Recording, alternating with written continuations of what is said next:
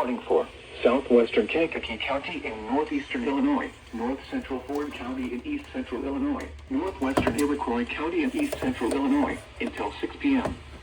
At 5:19 p.m., a severe thunderstorm was located 8 miles north of Cullum, or 9 miles southeast of Dwight, moving east at 30 miles per hour. Hazard, tennis ball size hail and 60 miles per hour wind gusts. Source, radar indicated. Impact, people and animals outdoors will be injured. Expect hail damage to roofs, siding, windows, and vehicles. Expect wind damage to roofs, siding, and trees.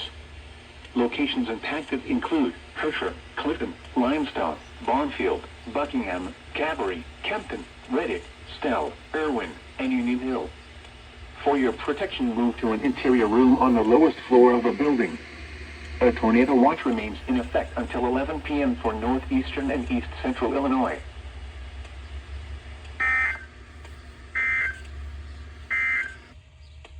A severe thunderstorm